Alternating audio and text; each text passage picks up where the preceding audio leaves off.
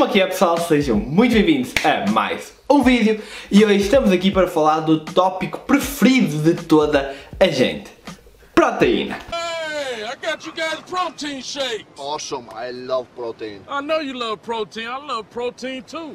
Mais especificamente, a pirâmide hierárquica da proteína. Eu já explico o que é. A proteína, na maioria das vezes, é sobrevalorizada. Tanto para atletas, mas principalmente para a pessoa média. A grande maioria das pessoas come proteína a mais. E na verdade só os atletas é que precisam de um pouco mais de proteína do que a dose recomendada.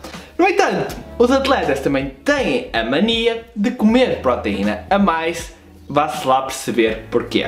É interessante porque estudo após estudo, os atletas consomem proteína a mais e hidratos de carbono a menos, quando os hidratos de carbono são super importantes para manterem uma boa performance, principalmente em desportos de resistência. Então este vídeo é sobre a proteína e é um tópico importante, mas saibam que a proteína não é o deus dos ganhos ou qualquer coisa assim. Já sabem que as calorias são o mais importante, quer queiram ganhar ou perder peso, por isso devem se focar primeiro nas calorias e depois no que toca aos macronutrientes, proteína, gordura, hidratos de carbono, devem ter os três na vossa dieta.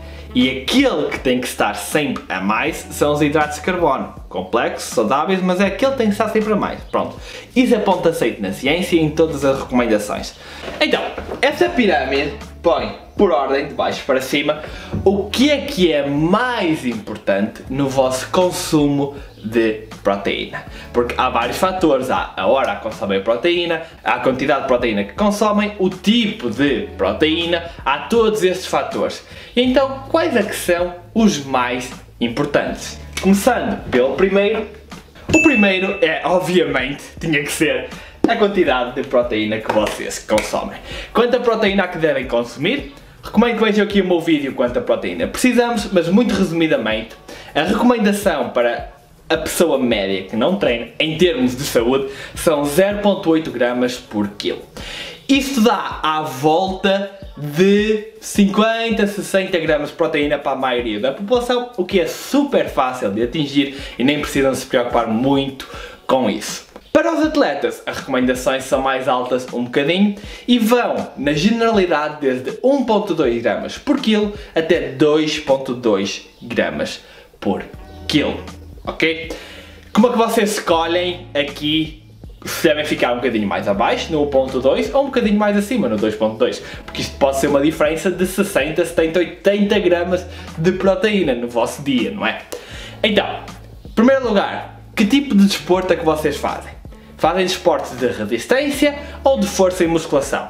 Se fizerem de resistência, podem ficar um bocadinho mais abaixo na proteína, aproveitar para comer mais hidratos de carbono. Se fazem desportos de força, se calhar precisam um bocadinho mais de proteína para reconstrução muscular e todas essas coisas. Depois, têm gordura muito baixa ou têm gordura alta? Se tiverem gordura alta, podem ficar um bocadinho mais na parte de baixo, porque a proteína é precisa essencialmente para a gordura magra.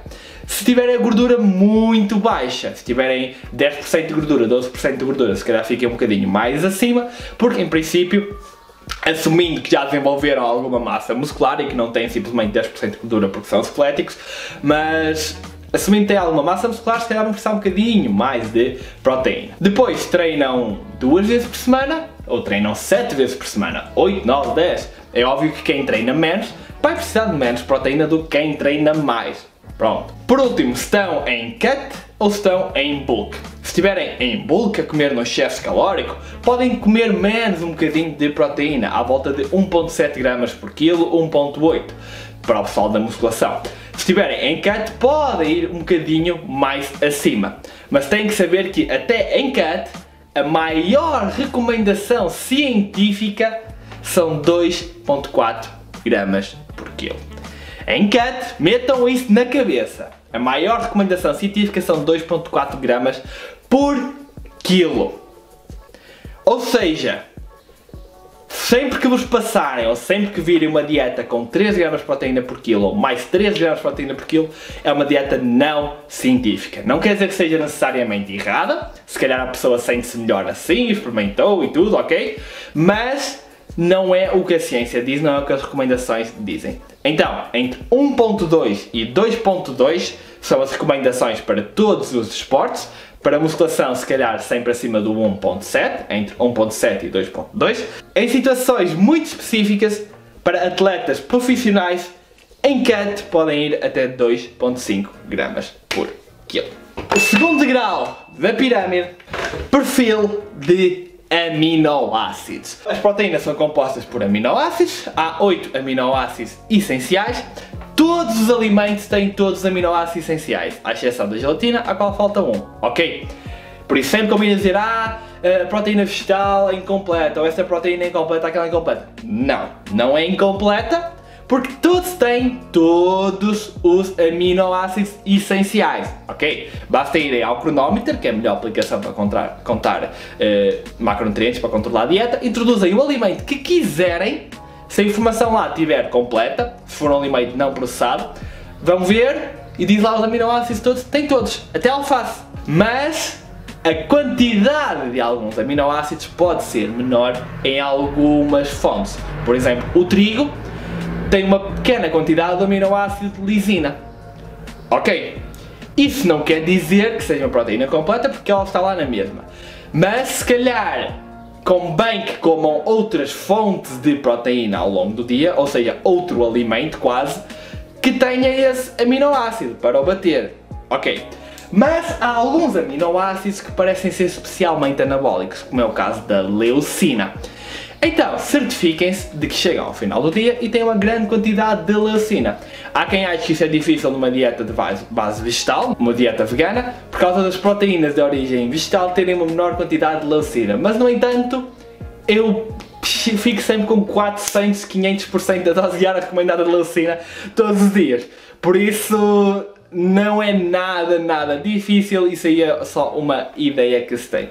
Para além disso, também é preciso falar disto. Neste canal também queremos saber muito da saúde e parece que as proteínas com melhor perfil de aminoácidos, quanto maior for a leucina, por exemplo, maior é o risco para a nossa saúde, porque estimula o IGF-1, Insulin-like Growth Factor 1, podem pesquisar, que pode levar ao crescimento de células cancerígenas, não é? E estimula a mTOR, estimula demasiado e também pode estar ligado a muitas doenças. Por isso, o perfil de aminoácidos é uma faca de dois gumes, são anabólicos, mas ao mesmo tempo podem não ser a coisa mais saudável do mundo, então é uma escolha que vocês têm que fazer ou ficarem no meio termo, como vocês quiserem. Mas saibam que o perfil de aminoácidos é importante, não tem o mesmo boost na síntese proteica se comerem uma refeição de trigo, como teriam se comessem uma refeição de soja ou até de qualquer proteína de origem animal. Pronto, é verdade.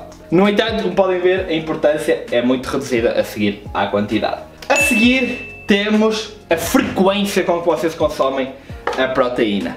Não é boa ideia comer apenas uma única refeição por dia e conseguir toda a proteína assim, provavelmente não a vão absorver. Não é boa ideia comer só duas, normalmente o recomendado são até 4 ou 0.3 a 0.4 gramas de proteína por quilo por refeição. Então dividem isso assim e ao final do dia têm que atingir a vossa dose diária de proteína. Por exemplo, se vocês tiverem a consumir 140 gramas de proteína, se calhar dividam isso em 3, 4, 5 refeições. Porque o estímulo na síntese proteica não é o mesmo se vocês consumirem 15 gramas de proteína ou se consumirem 30, ok? Então convém que tenham algumas refeições com proteína à volta dos 30, principalmente se for proteína de origem vegetal. De origem animal se calhar pode ficar à volta dos 25, mas isso também é uma questão que ainda não sabemos quanta relevância mesmo prática é que tem, mas saibam que a frequência da proteína também é importante. E por fim temos o timing. Aquela janela anabólica, 10 minutos a seguir ao treino, se não comerem o vosso corpo vai começar a comer ele mesmo. Pronto, não é assim, isso não é verdade.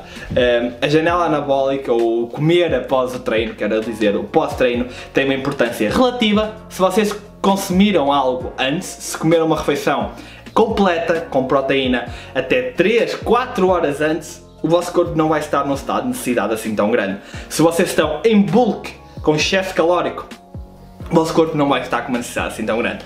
Pá, se estiverem em cut, se estiverem a treinar em jejum, ou se forem voltar a treinar nesse mesmo dia, seja o que for, aí a importância do comer a seguir ao treino já aumenta um bocadinho, mas regra geral não é algo com que tenham que se preocupar imenso, porque o beber o batido de proteína meia hora depois do treino não vos vai trazer benefício adicional nenhum.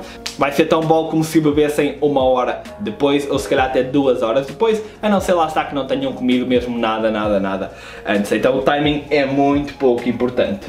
E pronto pessoal, já vimos neste canal a pirâmide das prioridades na dieta e vimos que o mais importante são as calorias, só depois é que são os macronutrientes. Dentro dos macronutrientes temos a proteína, dentro da proteína temos a pirâmide hierárquica das prioridades na proteína e já vimos que o importante é a quantidade, fio de aminoácidos, frequência e timing.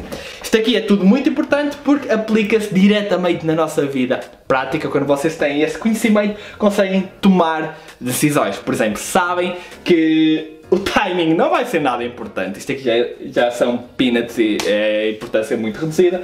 A frequência, mais ou menos, fio de aminoácidos ainda é naquela, e quantidade, a que realmente vai ser o que importa aqui mais. Pessoal, gostem do vídeo, se gostaram do vídeo, se gostam dos meus vídeos, se os vídeos vos ajudam, se beneficiam com esta informação, considerem apoiar-me no Patreon, é uma ajuda enorme. Vocês sabem que os vídeos informativos não dão retorno nenhum, a não ser 25€ por mês no YouTube.